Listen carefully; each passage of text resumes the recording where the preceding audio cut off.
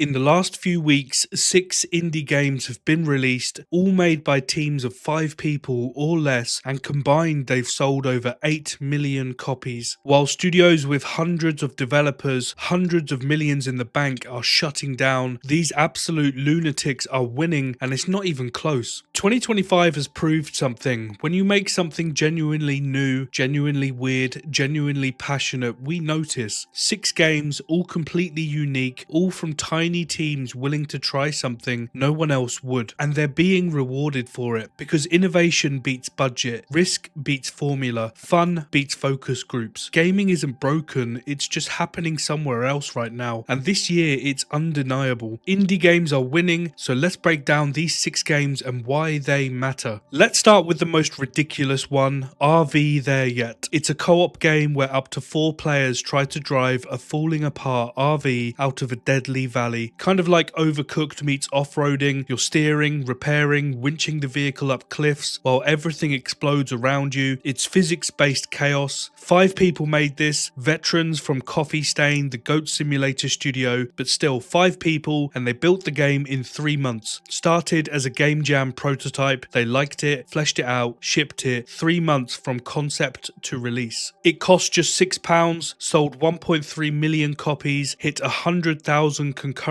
players on Steam in its first weekend, and for context, that's more than most AAA games see at launch. And here's why it worked. They embraced the jank, the RV's wonky controls, the physics glitches that send you flying. It's not a bug, it's a feature. They knew it, shipped it anyway because the chaos was the point. Speed, madness, fun over perfection, and it paid off. These guys are laughing all the way to the bank right now. Then there's Cloverpit. Now warning, because this one is addictive. Don't say I didn't tell you. It's a roguelike where you're trapped in a cell with a demonic slot machine. You spin to earn coins to pay off your debt each round, or you literally fall into a pit. It's part luck, part strategy. You're manipulating reels, triggering combos, using charms to bend the odds, trying to snowball into a lucky run before you go bankrupt. 2 people made this game, 2 Italian dudes from Panic Arcade. That's it. It cost just £8.50, sold 100,000 copies in the first 24 hours, hit 500,000 sales in just 8 days, currently sitting at over 750,000 copies sold with a 90% positive rating on Steam. It just takes slot machine mechanics and turns them into pure gameplay dopamine. No microtransactions, no real money, just the addiction of watching combos pop off and your numbers go up. They made gambling fun instead of predatory, and we noticed. And a personal favourite of mine, Ball X Pit. This one's properly mental. It's a roguelike that mashes together Breakout, Vampire Survivors, city building, and probably even more inspirations I've missed. You're batting magic balls up into hordes of enemies like a brick breaker. The balls ricochet and destroy things. You collect loot and power-ups, and then by the end of the run, the screen's filled with a ton of bouncing balls, obliterating everything. Between runs, you then switch into building a little city that unlocks permanent upgrades. It's multiple genres, one game, outrageously addictive, easy to pick up, satisfying to master, unique, addictive, fun. And it was made by only one person, Kenny Sun, a solo developer, cost $12.99, sold 400,000 copies in its first week, hit overwhelmingly positive reviews on Steam almost immediately. Here's why it works. Kenny threw multiple genres together with zero compromises, stupid chaos that somehow just makes sense. Most studios would have workshopped this to death. Is it a roguelike? Is it a city builder? Pick one. He didn't. He just made all of it. And the result is something you genuinely can't find anywhere else. Unique in the truest sense. Highly recommend. Escape from Duckov, Ducks with guns. It's a top-down extraction shooter that just parodies Escape from Tarkov, a notoriously hardcore extraction shooter. You're literally a duck with a gun, scavenging loot, fighting hostile ducks and geese, trying to extract a live with your loot before time runs out. 5 people made this game. Team Soda, a small internal studio at Bilibili, the Chinese publisher, gave them the marketing muscle, but the actual dev team is tiny. It's a case of indie spirit with mid-tier backing. It cost just $16.99, sold 1 million copies in its first week, currently sitting at 3 million copies sold with 94% overwhelmingly positive reviews on Steam. It hit 300,000 peak concurrent players. And I'll be honest, this isn't really my kind of game, but here's what they did. They took Tarkov's hardcore extraction loop, tension, the depth, the loot systems, and made it PvP PvE, solo friendly, kept everything that makes the genre interesting, removed the toxic PvP grief. Everyone assumed it would just be a meme. It looks like a meme, it smells like a meme, ducks with AKs, funny screenshots, move on. But it turns out it's a legitimately deep, polished shooter RPG that respects your time, and the players rewarded that massively. Slots and Daggers is a new fantasy roguelike where your dungeon battles play out on a slot machine. You're venturing through floors, fighting goblins and ogres, but instead of choosing attacks from a menu, you pull a slot lever. The symbols that line up dictate what happens. Swords mean you attack, potions heal you, shields block, critical hits, stuff like that. But there's strategy. You can hold certain reels, equip charms that bias outcomes, essentially deck build your slot machine before each run. It's inspired by D&D clearly, but filtered through casino mechanics. One person made this, a solo German developer, 6 months of development. It costs £4 right now, only been out for 4 days, already sold 50,000 copies with 94% positive reviews on Steam. He just made one weird thing really well, intentionally crude art style, proper hand drawn, small scope but polished. No chasing scale or endless content, just a tight replayable loop that does something genuinely new. I've got a feeling this one could blow up pretty soon, another one I highly recommend checking out. And Megabonk, we covered this one already, a solo developer, Vampire Survivors in 3D, sold 1 million copies in 2 weeks, currently estimated around 3 million copies sold. It's the same pattern, tiny team, weird idea, massive success. So what do all of these have in common? Innovation, risk, fun first, sales second. A clear vision from people who clearly love games. While 26% of European game professionals were laid off in the past year, with over 10% of them still looking for work and 13% of them leaving the industry entirely, these tiny teams were just building something genuinely new. The craziest part of all of this, you can buy all 6 of these games for less than one AAA release at 60 quid. 6 completely unique experiences, hundreds of hours of gameplay, all innovative, all made by people who took genuine risk because they love video games. And most of these games had more daily players than Bloodlines 2, a £60 game, a game that peaked at 27,000 concurrent players on Steam for a fraction of the price and a fraction of the development time. The pattern's clear, small teams moving fast, building what they actually want to play, no committees diluting the vision, no focus groups removing the weird bits, just here's an idea, let's make it, ship it, see what happens. And it's working, properly working. 2025 has truly proved something. Innovation beats budget, passion beats polish, fun beats everything. Gaming isn't broken, it's just happening somewhere else right now. In basements, spare bedrooms, small studios who still remember why they got into this industry in the first place.